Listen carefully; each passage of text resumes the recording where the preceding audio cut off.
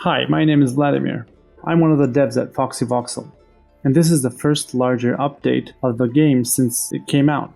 The name of the update is Shelves and Racks, because that's what we added, some nice shelves and racks, so you can store your stuff more neatly. So let's take a look. We added standing bookshelves and wall bookshelves. So wall bookshelves are similar to the ones we had before. Building them inside a room with a research bench will create a library room. But now, when they're built, they're empty, and villagers can bring book piles onto them. A wall bookshelf can carry 3 book piles, as we see here, and a standing bookshelf can carry 4 book piles. And you can determine which types of books you want them to carry. So if you only want theses or only textbooks, you can do it easily. On the item side, we've added a weapon rack. Weapon rack can store up to 3 different weapons or shields. You can determine what you want it to be stored there. You have these nice icons here to know what's stored on this rack at any given moment. You can also see by hovering over the rack. You can see that it has 1 fine short bow and 1 good iron longsword. Selecting a settler and right-clicking on the shelf will give you the possibility to equip those items or to deconstruct it. We also added armor racks. So armor racks are a bit more simple. They can only store 1 headgear and 1 body gear, but I think they look pretty cool in rooms where people are making armor and stuff. So if we say no caps, only headgear, they won't have linen caps or leather caps or whatever you have there. Here in my basement, I have a couple of shelves. Here next to my cooking station, I have a shelf that has cabbages and herbs. This one also has cabbages and herbs. So the cool thing about shelves and racks is that the items and resources on them will not decompose from ground. So it's basically, they last longer, but they will still decompose because of the heat. So hovering over an item here or a resource, you'll see that it's rotting because of temperature. And it's decaying because of temperature. So you still need to put them in a nice cool room or under a roof so they're not in the rain. But it's still a nice step forward to making your stockpiles or storage rooms smaller and more organized.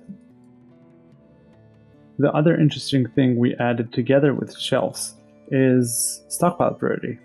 So this is something a lot of you guys asked for a long time, even during our first initial betas. Sorry that it took us a while to implement it, but now you can choose which priority your stockpile is. They're all default low, but you can change them very easily. So if we, for instance, make a small stockpile here and say, okay, you can only have iron or something. So iron nuggets, and we say it's a very high priority. Our settlers should jump on it to move the iron nuggets from this stockpile that's low priority to this stockpile that's very high priority. And that's a nice way for you to organize the flow of your resources. The good thing is that shelves also work the same way. So if we go to our shelves in our basement, we can tell our shelf that it's a very high priority. So this shelf will always be filled with, at the moment, herbs and cabbages, but we can say that we don't want herbs or that we don't want textile things, only food. Somebody should take the herbs off of the shelf and move them somewhere else and bring food. Yeah, they brought cabbages. I mean, who doesn't like cabbages? So that will make our kitchen nicely stocked for production.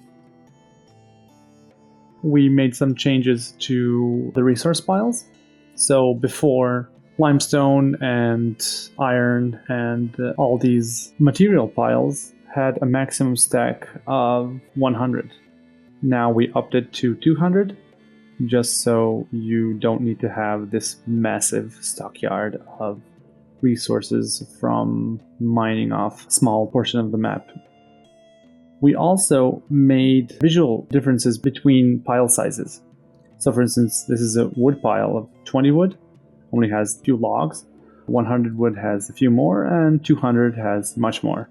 It's just nice, like visual thing to be easier to differentiate if you have a lot of wood or not that much. So, cutting down a small tree will drop this type of pile. Cutting down a larger tree will drop the medium type of pile. It could be easier to understand what has dropped and what hasn't.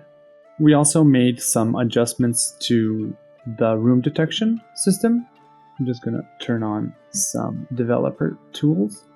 So before, what would make a room is 4 walls, door, and you needed closed off second floor or whatever, and a roof.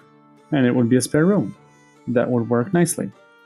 But creating a stair inside that room, the game would still see it as the same room. So if we go on the overlay of the floor, it still does, because we want the option for the player to have small, like multi-layered rooms. But if you close off that, you're gonna get 2 rooms. So now we have 2 spare rooms, one downstairs, one upstairs. But if we destroy just one piece of the floor, it's gonna connect to that room again. It's a bit harder to see because spare rooms are gray. But if we turn this room in, let's say, Restitutionist Shrine, it's gonna be easier to see what I mean. Yeah, Restitution Chapel. Okay. So now the whole room is a Restitutionist Chapel. But if we were to add a floor here, the upper part would turn into a spare room. So I think this is going to be an interesting thing for you guys to make interesting decisions about how you design your rooms and how you design your settlement. Also, we have been getting a lot of complaints about floors in our game emitting heat. So if you would make a nice cellar like this and then put floors inside, the room would get much hotter, and that didn't make a lot of sense. This was a balancing issue, particularly on my end, because we made the ground emit to cool down a room. But if you build floor, it would isolate that cooling that's coming from the ground. So what I did is just tweak isolation of the floors a bit to make it work better. And now it makes much more sense. The temperature has been tweaked out slightly, so now you can't have like a very, very cold room during a heat wave, but you can get a pretty cold room during summer for resources to be preserved for a long time. That and many other things have been added to the game. Thanks for watching. And if you'd like to stay updated on the process of going medieval, you can always join our community server on Discord for a chat and other fun stuff.